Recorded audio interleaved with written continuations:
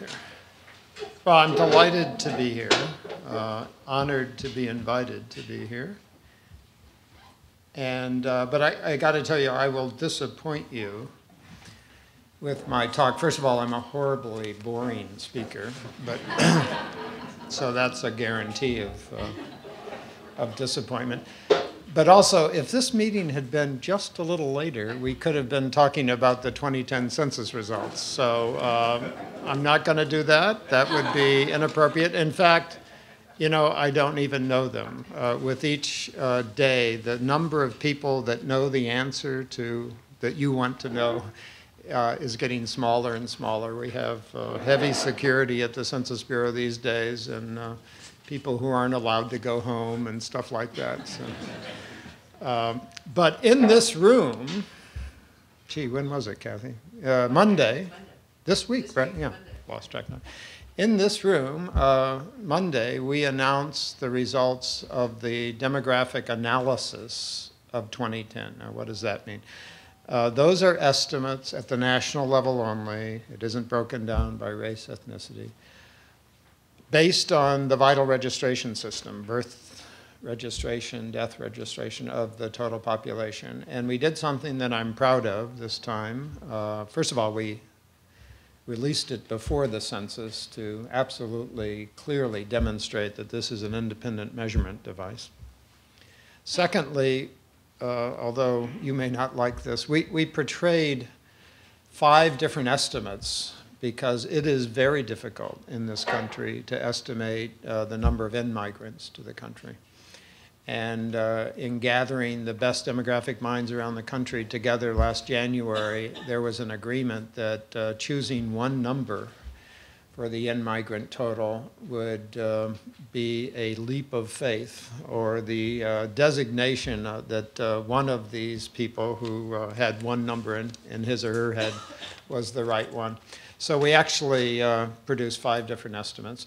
In just a matter of days, we will fulfill our obligation of giving to you the state population counts, and at the very same moment, at that instant, out on the web will be flashed the number of representatives under the reapportioned House of Representatives. Okay, so we're charged with that arithmetic. In fact, we just put up a real cool video on our website. It's also on the Washington Post website of how the reapportionment process works. And I'd be willing to bet that 90% of you don't know exactly how it actually involves a square root. So I'm going to disappoint you a little. I won't give you 2010 stuff. I will tell you my favorite 2010 census story. Some of you, there are familiar faces in this audience. Some of you know this story already, but I can't resist. In rural areas of the country, instead of mailing out a questionnaire, my hunch is almost all of you got a questionnaire by mail, you know, in March. We actually deliver the questionnaires by hand. And that's because the postal system gets a little sketchy in certain rural areas of the country. And we can't guarantee delivery. So one of our staff members in the upper part of Michigan, this has nothing to do with the fact that I'm from the state of Michigan, by the way. If you've ever been to upper Michigan, you know that it's just miles and miles of pine trees. No one lives up there much. It's a rugged area, mainly dirt roads, and so one of our staff members was driving down these dirt roads. We supply them with a map with little spots on it where there are houses, so she was trying to find this house. She was going down, and the map directed her to turn right, so she turns right, and she comes to an even smaller dirt road, and as she's driving down this very straight dirt road, it's getting smaller and smaller and smaller, and finally, in the middle of the woods, it just stops. It just ends. The road ends. She's pretty sure she's not near this house. She's kind of flustered, but ahead of her, she sees there's a little trail going into the pines, so she takes out her enumerator's bag and walking into the woods, the dark woods, and there, you know, after about a half a mile in, she sees there in the distance, there's a little cabin. She sees a wood cabin, so, you know, her heart is racing. She's walking up to the cabin, and we give them little plastic bags filled that have the questionnaire and has a little door hanger on it, so they're supposed to put it on the doorknob. So she's taking out the plastic bag. She's walking up to the door, and there on the doorknob, she sees the census form from the year 2000.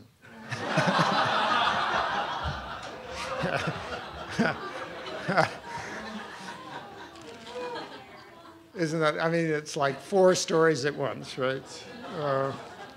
So I'm going to tell you a little about 2010. And the first thing I want to tell you about 2010 is there are people in this room who are the heroes of the 2010 census. You know who you are. There are people who devoted hundreds and thousands of hours to get the word out to communities all over this country. Communities defined by language subgroups, by cultural subgroups, and so on. And they made the difference. The Census Bureau has learned that a census, a decennial census run out of Washington, is a failure. It has to be, the ideal census is that every group, every neighborhood thinks it's their census, that they are taking their census. And when that happens, it works. If it doesn't happen, it doesn't work. And we tried real hard as we could. We're gradually getting better at this, I think, to make that happen. But there are people in this room that certainly made it happen for their groups, and I want to thank you. So I'm going to say a little about this. I'm going to disappoint you. I'm going to show you a lot of graphs and data. It's great to be in a room of data geeks, by the way. By the way, this got data thing that you have, if all of you go to www.amstat.org, you can order a T-shirt that says "Got Data" from the Statistical Association. So this is not a nerdy idea. Well, it is a nerdy idea. so do it. I don't know how much they cost, but they're kind of neat. I have one. I've found in wearing it, you need to choose the locale that you wear this shirt. So I'll tell you about mainly our population estimates program and the American Community Survey. And then I'm going to leap over and address some concerns that I know or issues that I know exist in this group. So first about 2010. The data collection process is over on 2010. I am overjoyed that after a rough start in the spring of 2009, where we had some scheduling and budget problems, throughout the key year, everything we did was on schedule. All but one operation was under budget. The mailback rates, I lost money on the mailback rates of the year 2010. I had no imagination that we could achieve as an American public the rate we did. It tied the 2000 rate. And one of the things I do in my spare time is watch non-response rates of surveys around the world. Talk about geeky. And they're all going down. In Western society, response rates are declining. Our own American Community Survey mailback rate has declined by 5 percentage points in the 10-year period. But we did, as a country, meet the same thing we did in 2000. So I lost a lot of money on this one. We do have more proxy response in the non-response follow-up stage. This is really inside baseball sort of stuff. If you don't mail back the questionnaire, we knock on your door. In fact, if you look at my email box, for many people, we knocked on their door a little too much. But we do that to make sure we measure everyone. And if we can't get a hold of you, we actually seek information about who lives in your unit from a building manager or a neighbor or something like that. This was a greater prevalence. This was about 22% of the follow-up cases this time versus 17% last time. This is not a good sign. But I can tell you we now know a little more than I knew when we first had that result. there are two things that are good that we know already. Your efforts working in hard-to-count areas and a bunch of other efforts, our advertising targeting hard-to-count populations worked. The replacement form worked. The variation across areas in the mailback rate is smaller this time. And if you think about this for a minute, the plague of every census is differential undercount, right?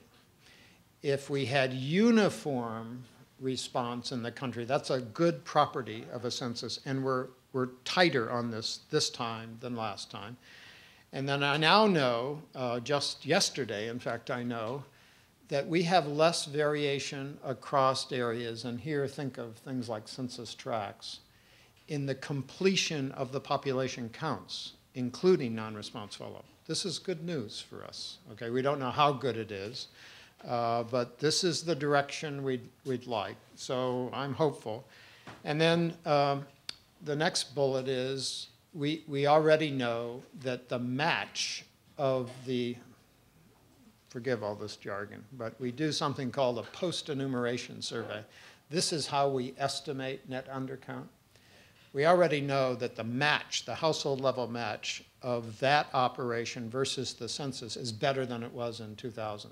That means full misses of households or missing full households is less problematic this time than last time. So all of those are kind of good signals.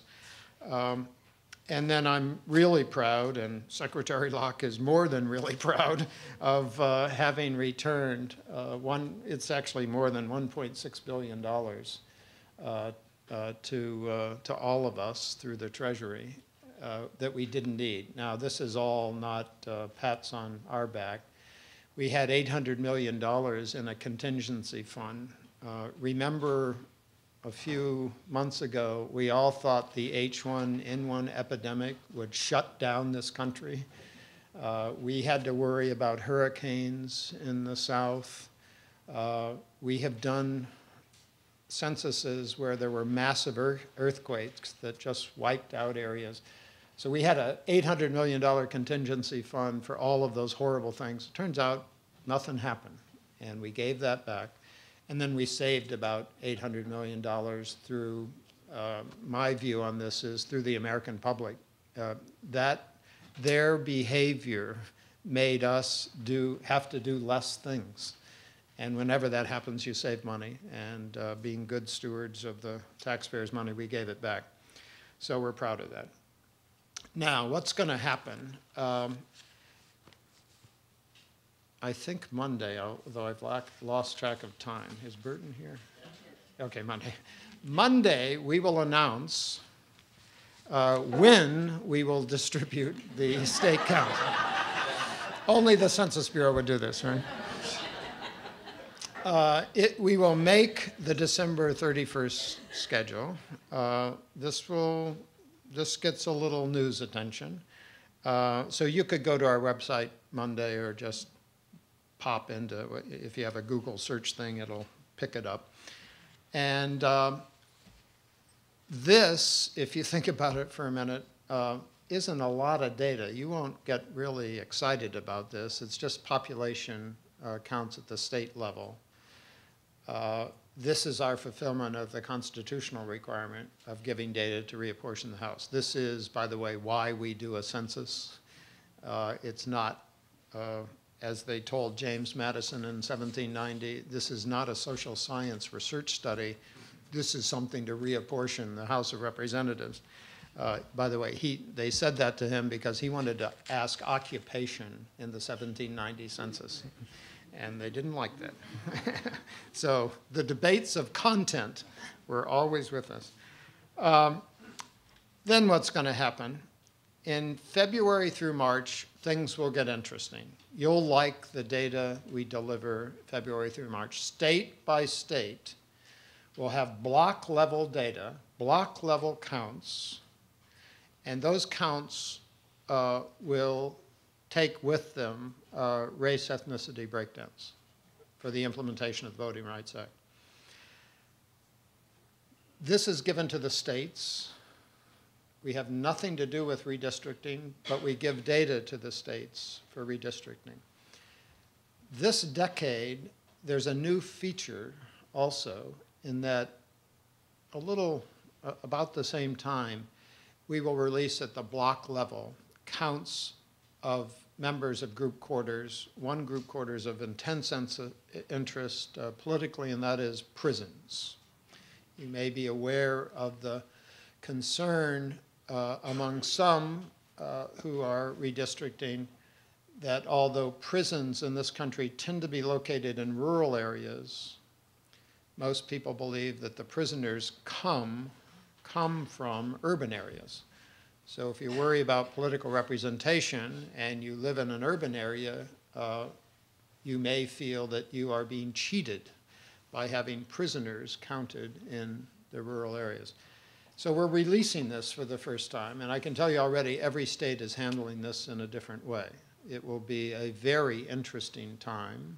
I'm glad I'm not involved in this. A very interesting time to watch the redistricting process. And those of you who are lawyers, it may be good to devote the next 10 years to redistricting law. I suspect you could make some money. And then in the spring and summer, you'll get the kind of things you're really thirsting for, and we are too. These will be profiles that will really be quite informative, and will generate other reports based on that. So let me kind of go through things that some in this room actually know better than I. So when I misspeak, you should correct me. Don't be shy. But it is what we have now, and it will take us up to 2008, 2009, and then I'm going to show you some forecasts. And I need to remind all of us about the measurement process. This goes to Directive 15 kinds of stuff.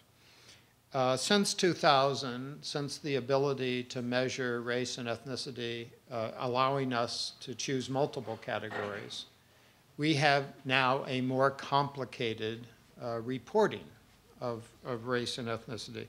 We have this notion of a single race alone. This is the jargon that has come up. And then a particular race alone or in combination with other races. So if I mark myself down as multiple races, I would be labeled that I am a race in combination with others. And so there are two categorizations that I'm going to show you.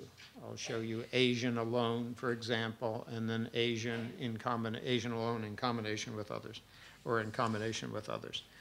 So let me start kind of going through things. These are from our population estimates program. Now, what are population estimates? They're based on the year 2000 census, and then updated annually using data from vital registration and in-migration. This is the year 2000 through 2009. You can see this breakdown on the orange side are Asian alone, and then on the green is Asian or in combination with others. 2000 through 2009. Depending on what series you look at, this is about a 32% growth over this 10-year period. The country as a whole over the same period was growing at about a 9% rate. So it is a growing subpop, that you know this better than I. It's fun to look at this in terms of graphics. Let me see how bad that came out. So this is the year 2000. The dark, if you look at the legend, the very darkest is 20% or more in a county. These are county units, okay? This is 2000, okay? This is Asian alone or in combination. And then I'm going to show you 2009, and I'm going to go back and forth, or 2008, I think. Oop. This is 2008. This is 2000. This is 2008. This is 2000. This is 2000. Okay, focus in, avoid your eyes on the coast. Look at kind of the center of the country. Okay, 2000, 2008, 2000, 2008. And if you wanted to measure change, it looks like this. So the darkest blue are 100% or more change in the counts. And so let your eyes go to the coasts again, and then go to the middle. You know, this is something that's happening with a whole lot of racial and ethnic minorities. It is the dispersion of the population everywhere. And, you know, I had the wonderful honor of learning this myself. You know, I've been all over this country over the last year or so in little bitty towns. And, you know, I went to Gastonia, North Carolina, and met with the Hmong population of Gastonia, North Carolina. You know, who would have thought? So we are becoming a diverse country, and we are becoming diverse everywhere. The diversity of the diversity is increasing, and that's really interesting. The counties that showed the biggest growth, so if you took all the counties that had at least 10,000 Asian Americans, the largest growth over this period was in Loudoun County, Virginia, not very far from here. So keep in mind Virginia. Brazoria, Texas, and Pasco, Florida. Okay. So what's the story there? It's all over the place. You know, it's just, there's no rhyme or reason to these counties. Every county is experiencing this, and it's all over the country. If you talk about population growth of the Asian population and ask what's driving it, here you have to be real careful. This is the contribution of the Asian population to overall change, okay? So if you look to the left of the black line, you can see that it's 13 to 16% of total change in the population is due to change in the Asian population. That's a way to think about that. And then if you go to the right and say, how is this happening? You can see net international migration is the driver on this population. That's a distinctive attribute of the growth, okay? So to the left, what percentage of the total growth in the country is due to Asians, and then to the right, why is it happening, or what are the sources, okay? We also do population projections. We have a great group of demographers. Some of them are always thinking 50 years out. They're a special breed, by the way. And if you go to 2050, this is the kind of projections we make. Now, how in the world can you make a population projection out to 2050? These people won't bet their houses on the accuracy of these forecasts. And they would say, we assume that the fertility rates of the population are sort of what they are now relative to other populations, that the in and out migration, that the mortality rate. So assuming what is happening now continues, and what is happening to other subpopulations continues, this is what we think is going to happen. If you go to the left-hand side, this is about 4% of the total population. If you go to the right-hand side, it's 8 to 9% of the full population, right? So prevalence is projected to continue itself. Now let's move, these were all Asian figures. Let's move to Native Hawaiians, Pacific Islanders, and do the same thing. These are populations in millions from the Population Estimates Program, the same thing. This is about a 25% growth rate again over this period compared to a 9% overall national growth rate. A little different than the last one. Same little map game. This is, the legend is different here though, be careful, okay? So this is 5% or more. This is a much smaller population and prevalence. 5% or more, and look at the West Coast, and look at Hawaii down here, right? That better be purple or whatever this is. So are you ready for 2008? This is really interesting. It looks like they're just moving. There's a little movement west, but Hawaii doesn't change at all. Look at Alaska, by the way. And if you look at change, it looks, again, sort of like the last one we saw. These are percent changes, okay, for this population. And if you ask the question, what are the 3 counties with the largest percentage growth among those that have 10,000 or more Native Hawaiian Pacific Islanders? Riverside, California, West Coast. Maricopa, Arizona. That's that move over to an adjacent state, sort of. And Clark County, Nevada, right? So different. And I can't wait to see 2030 and 2040. I'd love to see 2050. I doubt if I'll be here. So what about the nature of population growth? It's the contribution to overall national growth from this population is smaller, as you'd imagine.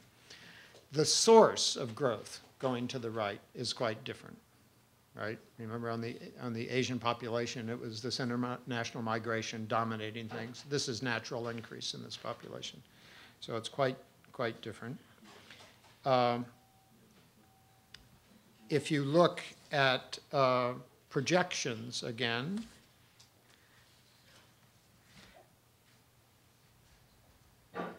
this is a movement, this is a large change from less than 500,000 up to, well, you see the figures over on the right.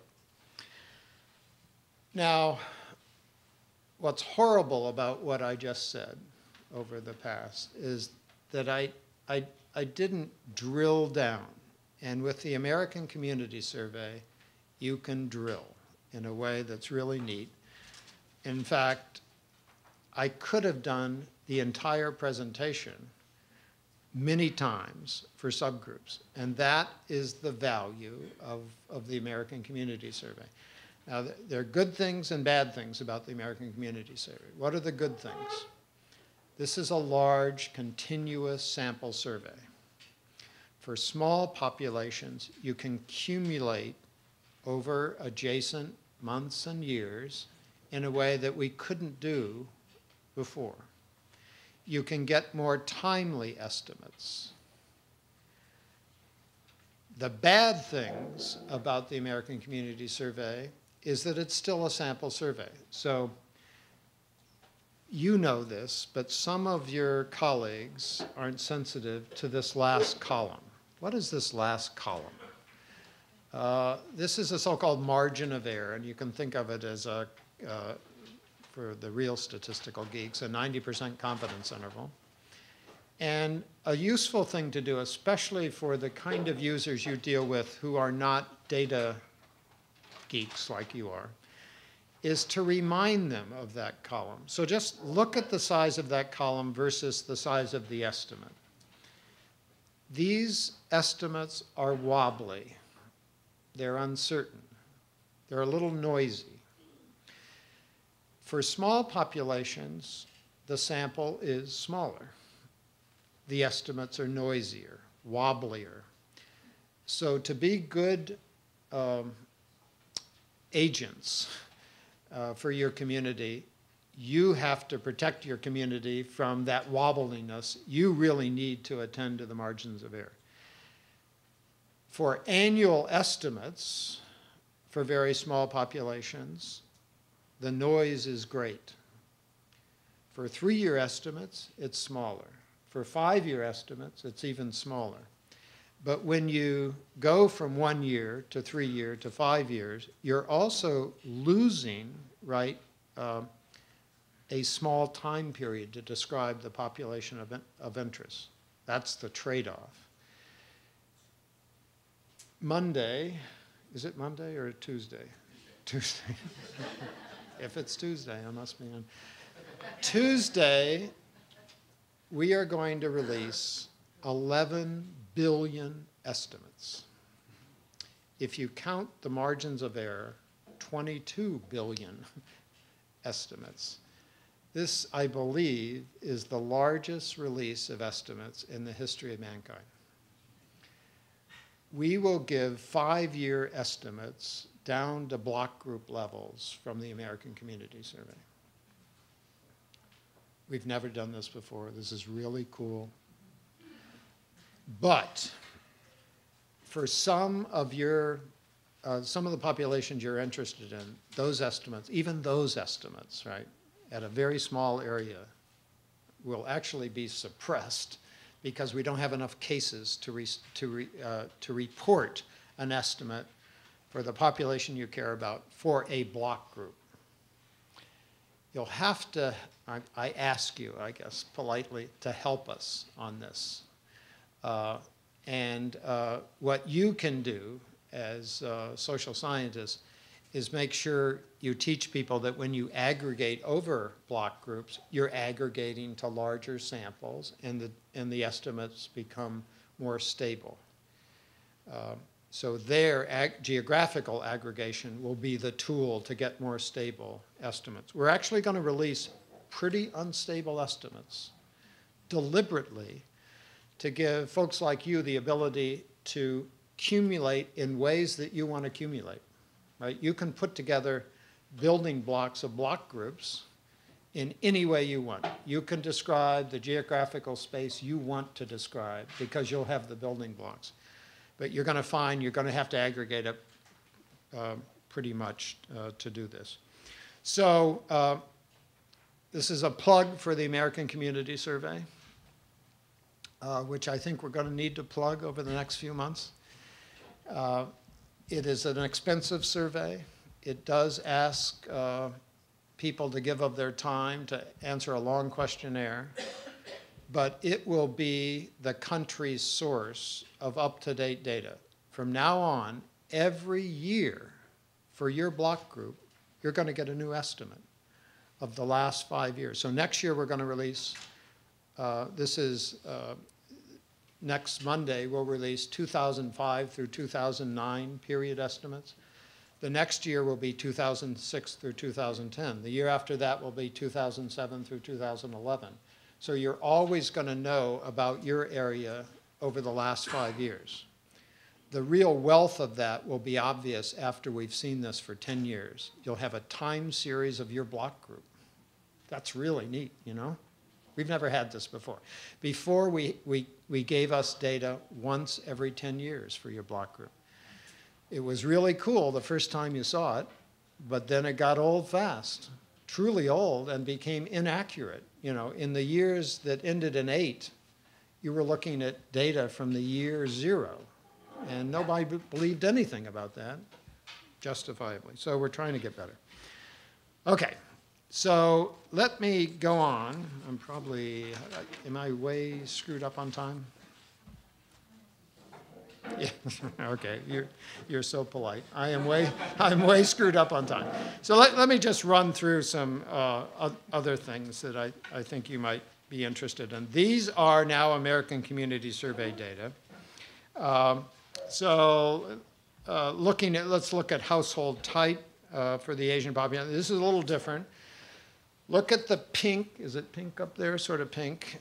This is the total US population. So one thing to do is just focus on pink versus non-pink and kind of move your eyes across the chart, okay? So pink is everybody. You're more interested in the right side, and you see total family households more prevalent in the Asian population, and you see how the differences across there. Let's switch to Native Hawaiian and Pacific Islanders, similar kind of contrast. Let's look at nativity, Asian, foreign-born versus native. So look on the right, foreign-born roughly in the 60% to 2/3 level. Native Hawaiians, obviously, completely different than that.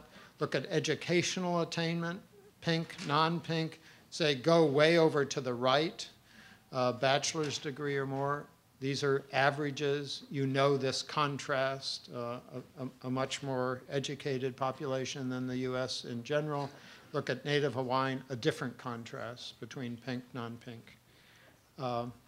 Let's look at median earnings, and these are medians, to go back to the introduction. This doesn't look at percentiles, so it would be very interesting to see the distribution of earnings in the population, not just medians. But they're this is male versus male and female contrasts, national versus total, or national versus Asian, Native Hawaiian and Pacific Islanders, a different contrast. So those are American Community Surveys data, and even now you could go and drill down. So I can say the same thing. If you want to look at a particular Asian subgroup, you can go on the American Fact Finder, build your own tables that have those, and wait till Monday, and you'll be able to go crazy for a long time, all right? With 11 billion estimates, there's some in there for you, I guarantee. I want to address a couple of other things. And this is all by way of what we're trying to do at the Census Bureau right now. We have been blessed with a set of race and ethnic group advisory committees. And let me tell you how valuable they have been for us. First of all, they've given us advice. They've kept us sensitive to diverse challenges in measuring the population. They helped us on translating instruments, especially for the decennial census. They, down to individual pictures on posters, gave us advice on how we should advertise for different groups. They have been very helpful in giving us routes into networks and community-based organizations. So they are a key component to keeping us honest and smart. I didn't make any appointment or reappointments to these groups in the middle of the census. I wanted to keep the crew who had been well schooled in what we're about. We're filling vacancies on those committees now. This is something I know the committee is concerned about as we go forward and prepare for the planning, believe it or not, of the 2020 census. We are beginning that. But for other agencies, I want to put in a plug on how informative and useful as a director of an agency these groups can be. They're feisty, and they tell it like it is, and that's what we need. Every once in a while, we need to be slapped up a little bit, and I appreciate that. I also want to say a few things about what we're trying to do on minority representation in the staff. If you look at our numbers, if you just look at numbers, at the headquarters, we're roughly, we're flirting with a 10% representation of the Asian population. That's at headquarters. Over the last few months, we have brought in companies and other federal agencies who have been labeled as doing better than we are on minority hiring. So this has been Google, and I think it was Xerox, I've forgotten many of them. Actually, the diversity head of Google was really interesting. She had worked for Google 4 years. She had worked for Google longer than 99% of the people who worked at Google. That doesn't look like a federal agency. So we learned something from that. Let me tell you what we think we learned. The companies that really do this well have created recruitment tools that are outside the company. They've used workers inside who are of the group that is to be targeted for the recruitment. But they've created all sorts of mechanisms to get applicant pools So if I diagnose our problem at the Census Bureau, it's the applicant pool. We're not reaching out to get a strong applicant pool on this, and we need help. And I would submit one tool for us in the future is using the race and ethnic advisory committees. This is going to be a favor we're going to ask of them, to put in a little work to help us on this to get a stronger applicant pool.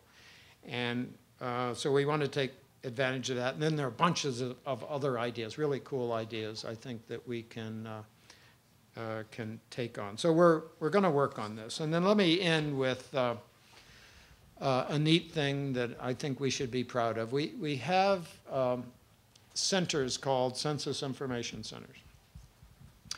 The purpose of these is to foster and expand the dissemination of census data to racial and cultural and ethnic subgroups.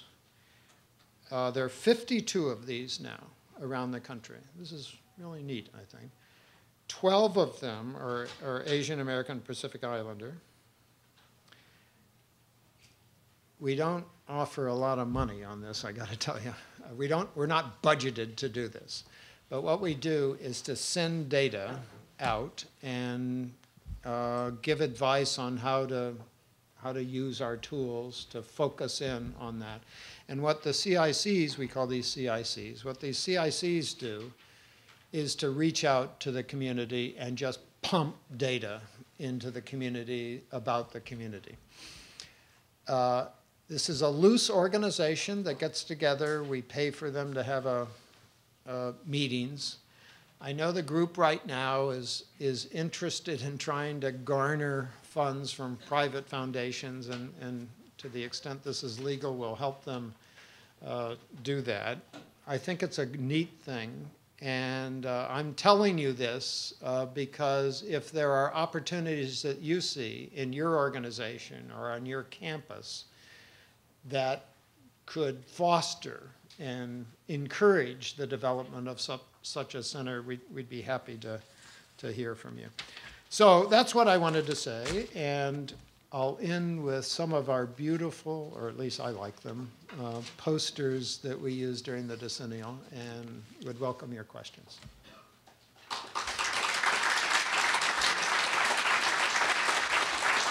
So how bad are we on time? How many minutes should? Oh, okay, it's better than I thought. 15 minutes, I'm told. Yeah. Thank you for the presentation. I'm Gilbert Geum. Thank you for the excellent presentation. I'm Gilbert Geum, a faculty member at UCLA. And I've always admired the work that the Census does and how careful they are with everything. But when I go to the Census website and when I look at a lot of Census publications, I often I pause and be befuddled when I look at the race ethnicity estimates.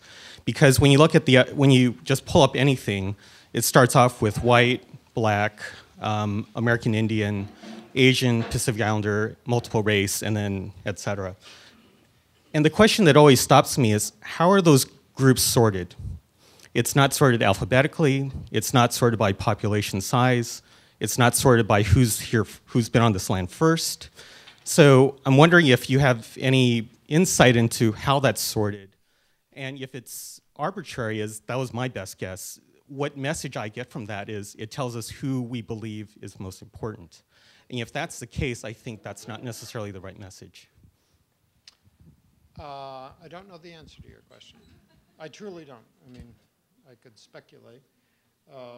And I don't know whether they match the order of the categories of responses. You probably do better than I. And then you're going to ask me who determined the order of the response categories, and I don't know that. That's an interesting point. I think you could apply the same thing. So, you know, if you go to you've obviously gone to American Fact Finder, and there are thousands of tables, or it seems like thousands of tables. Same thing can apply on what variables are mentioned first. And I've gotten comments from the economists who say, why aren't all the economic data first? I have to search for it, and the sociologists say, I don't like these sort of. I don't know what to do about that. And I can find, if you contact me, I'll try to get an answer to your question. I guess I do. Well, I'm not even going to speculate. I hope the order is not determined by what someone thought was the most important group, but I doubt it. Maybe you know the answer to this. No, I don't. Okay. But I do think most of the data are alphabetically organized. I'm Wei Li, Arizona State University, also WHIAAPI. So thanks, Dr. Grove. Yeah, this is one of our heroes, by the way. You should applaud this woman. Yeah. Thank you. There are many of our colleagues who are here, but I do want to tell everyone Dr. Grove has made instrumental change, not just to our WHIAAPI, but also Census Bureau as well. So I do want to thank you for that, and all Census Bureau employees. This is our Tom Liu here is the coordinator for all the 5 WHIAAPI members. But as a geographer, I do want to thank you for showing those beautiful maps your geography division does. But I do have a question. It's kind of follow up to our WHIAAPI meeting 2 months ago in terms of the mandatory ACS, giving the Canadian long-form census being strapped. And also we discussed the new Congress may have that mandate. So I just would like to hear from you, from the Bureau perspective, if that become a mandate from the new Congress, are there any contingency plan or how that going to impact the whole planning, ACS planning implementation? Because even my colleagues who have a PhD, many of them don't know ACS currently is a mandate as part of the Constitution mandate. But if that's changed, the entire data structure and the reliability will change dramatically. So I'm just curious if you may comment on that. You're a to the troublemaker. to the way you can. Thank you. Well, I can't say much about this. I can say it is a matter of fact that the Republican National Committee in August, as one of their resolutions, passed a resolution to abolish the ACS, and if they're unsuccessful on that, to make it voluntary. And that is a matter of record, I guess. I know of nothing has happened to this since that event, but I can't predict the future. So all of us that care about the ACS, we're actually doing some analysis right now. There was a quasi-experiment in 2003 that for a few months made ACS voluntary. The finding there was the response rate went down, as you might expect. And the finding said that if you wanted to restore the data set size to what it was for a mandatory thing, you'd have to spend much more money. Right? That's the finding. We're reanalyzing those data to address another question, which is an important statistical question. Would you make different conclusions from a voluntary? See, the first thing I said was all about cost and response rate. That doesn't necessarily mean the conclusions would be different from. We're doing those analyses even as we speak. I met with folks yesterday at about 4:30 about that. And in a matter of weeks, hopefully, we'll have that answer. Thank you, Belford Lawson, Federal Communications Commission. And let me digress briefly before asking my question. The Federal Communications Commission does outreach to the Asian American, Native Hawaiian, and Pacific Islander community, particularly about technology. So if any of you have any interest in how to implement new relevant technology for the growth of AAPI communities, the FCC is a source of information for free. But my question is, can you comment based on the increase in the size and the increase in geographical distribution of AAPI populations, anything about the foreseeable impact on American political and education and cultural institutions.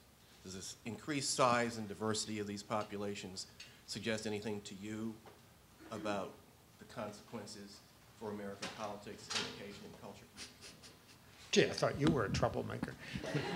This is a fellow federal. No. Any other? No, I mean, I don't do that. The Census Bureau is a nonpartisan. We are fiercely nonpartisan. In fact, if you ask me what states are likely to win or lose members, I am the worst person to ask. I don't read those stories. I don't do that. You know, I used to do that, but I don't do that now. Paul. I'm going to. Here's another hero, by the way. No, I'm not, but I'm going to be uncharacteristically unfeisty as a member of your REACT committee. And first of all, I don't know about that. which is to say, I hope a lot of people in this room that from various agencies will listen to your advice about the possibility of creating REACT-type structures. I don't know, to be honest, to the extent to which they exist in other agencies in the federal government. But I hope that they get established. But establishing them is not the most important thing. I think Wei Li has pointed out to have some leadership that supports them. And in that regard, I applaud you very much. The question I have is this. Moving forward to 2020, the Census Bureau, I know, as other agencies, is thinking about how to be not only more effective, but more efficient and cost-effective. And as I understand it, a variety of different ideas are being considered, particularly, for example, about the increased use of administrative records as a possibility in terms of determining the count. And my question is, do you have any idea about if we move in that direction of using some of these other alternatives, about what the particular impact might be on Asian Americans? I mean, for example, I don't know the answer to this question. What is the status of administrative records in particular, say for Asian Americans? Is the data good? Is it not very good? Is it complete? Is it not very complete? Because it seems it would have a potential differential impact on various communities if we move in that direction. Okay. Let me go back a couple of steps because you're a deeply informed person.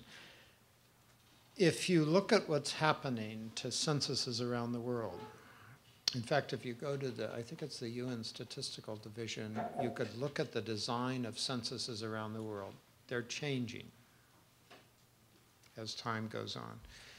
Increasingly, they are a mix of reaching out and asking you to self-report who lives in your house, and when that doesn't work well, using other data to replace your answers or your lack of answers with those answers. So this is true in almost all of Western Europe. You know, in parts of Western Europe, they've stopped doing censuses. Do you know this? Because their population registration system gives them daily how many people are in the country. So we're going to be different because we have a constitutional requirement to do a census every 10 years. My hunch is people aren't going to change that. There won't be an amendment to the Constitution on this one. So we're always going to do a census. I think we'll be distinctive on that score. But there's something else different about us. And if you look at the costs of censuses around the world, we are distinctive. Our cost inflation is unlike any other country. Our costs are rising at a rate that look unlike anything. If you look at Canada, in fact, it's absolutely dead flat. They do a census every 5 years. They're doing it for the same amount of money every 5 years. So what's happening here? Well, we have a use of a census that's really quite also somewhat distinct, and that is we distribute political power based on the counts. Right? And we have this notion of a one person, one vote. Our legislative districts have a rough mandate to be equal size. This isn't true. For example, in the UK, an electoral district respects traditional community boundaries, and the number of people in each district is highly variable. The UK society has put up with that. They're okay with that. So our census has become quite controversial on two levels, and the two levels are linked. The costs. So we are seeing cost inflation that sees no end under the current design. Now, why are we spending more money? We're spending more money because we're mounting follow-up operations. We ask you, we send you a mail questionnaire. You don't mail it back. We knock on your door. We don't get you. We knock on your door again. We come back. If you report in your household any little anomaly about, if you actually answer questions in a contradictory way, we call you back. Other countries don't do this, I can tell you.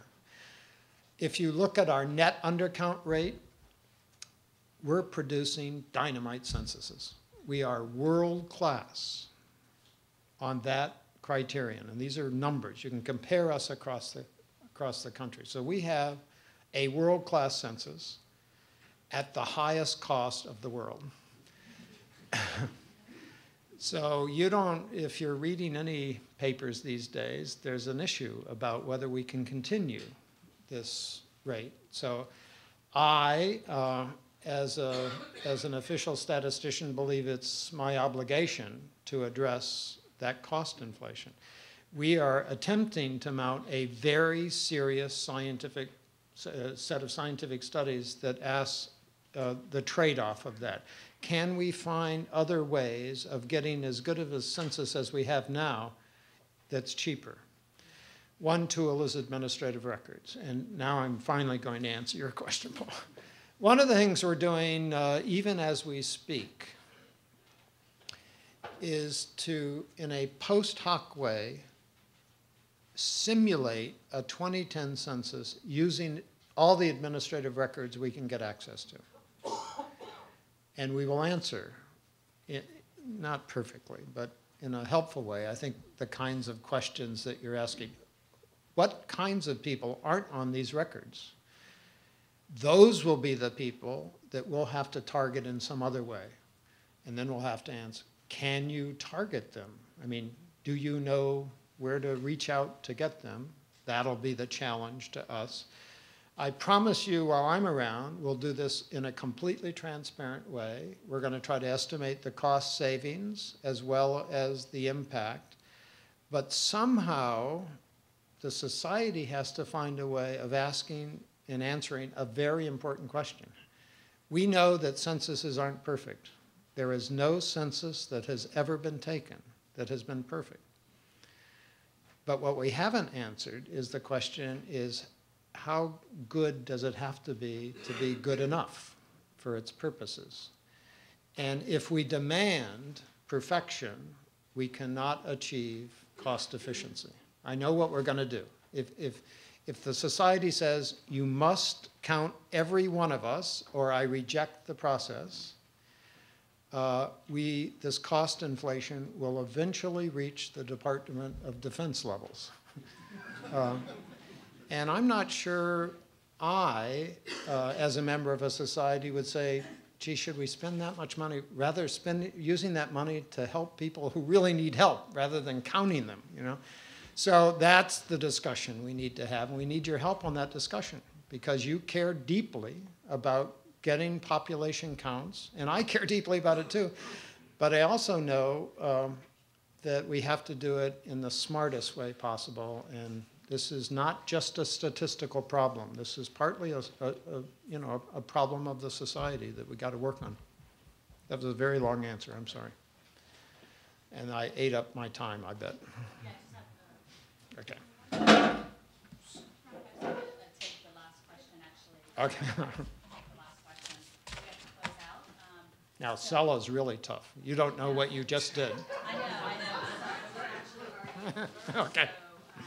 So, just very quickly, wanted to know whether there's like a one-stop shop for like specific to for the Asian American, Native Hawaiian, or Pacific Islander communities, where we can find data that just makes it a lot easier for some of maybe the novices, right? I know here we're among the experts, and if you wouldn't mind answering that question. There's a cool thing. I didn't talk to my boss, Catherine Wollman, but over the years, there have been interagency groups that have taken on the assembly of data across all of our statistical agencies on a particular topic. So there's a wonderful report on the elderly. There's a wonderful report on children. There soon will be one on women and girls. Now, why do we have to do it that way? Well, we have, 14 or 80, depending on how you count, statistical agencies around the city. And you know this already, right? If you want to find out about the health of the Asian population, you got to go one place. If you want to know about the job characteristics, you got to go to another place. And the attempt on these interagency fora is to assemble all that so you have it in one place.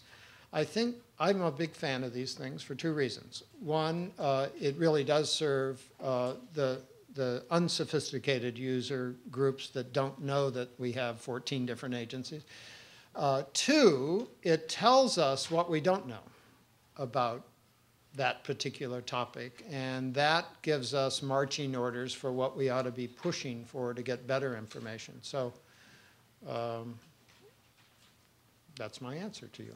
Excuse me, Kareem, with all due respect, my question is very central to this meeting, and I would like to get permission to pose the question. It has implications for numerically small, rare populations, both Native Hawaiian Pacific Islanders and Asian American subgroups. So I would like, with all due respect, request your permission to ask my question. Okay, that's fine. We're just going to, if everyone's okay, we're just going to go over, and we probably won't have as much of a break, but we're just trying to be sensitive to the schedule. But yes, go ahead.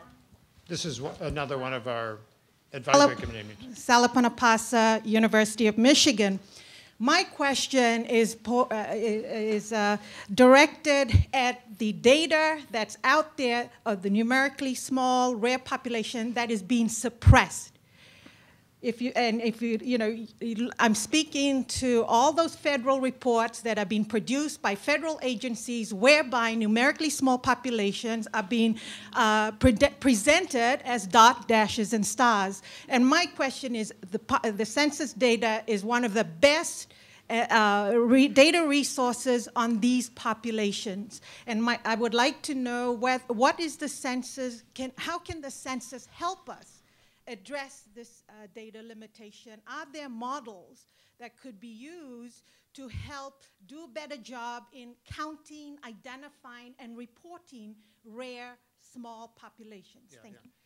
Let me define this verb, suppress, because that has multiple meanings, right? This is not like WikiLeaks suppress. It's much more like the fulfillment of a pledge, right? When I knock on your door, or not me, but one of our interviewers, and you give us facts about yourself, we give you a sacred pledge. I mean, we will go to the death on this pledge. We won't reveal your data. We will do nothing to reveal your identity, nor allow indirectly you to be identified. So when we put out data, especially, let me go back to the ACS, these 11 billion estimates we're doing. Block groups. You know block groups, just in your own mind, where there's one Asian family in the block group. If we report the characteristics of Asian Americans in that block group, we have revealed that family, right? We don't want to do that because we pledge not to do that. So the suppression is to prevent us or to keep that pledge. So what's the solution? There are actually two different solutions. One is aggregation up, right? If we aggregated that block group with a lot of other block groups, and there are many Asian families, then we could release estimates and no one's identity would be threatened. We could get better at this to permit this aggregation in wise ways. This will be a general purpose tool for all small area or small population groups.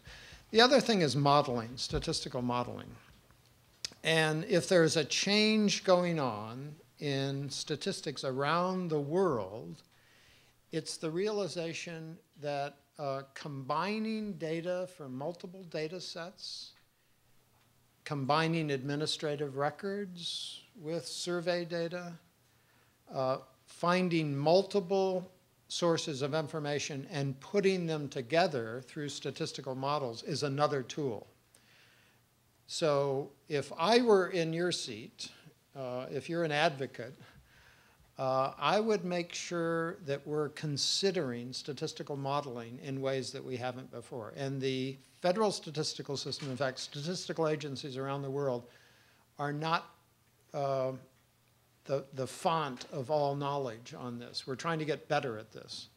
This will permit the description, although these are model-based estimates. These won't be counts of people. These will be estimates and of characteristics. That is one tool in the future, and put pressure on us to keep doing that. The other traditional way of doing this is oversampling. Groups that are geographically clustered are much easier to oversample than groups that are spread out throughout the entire country.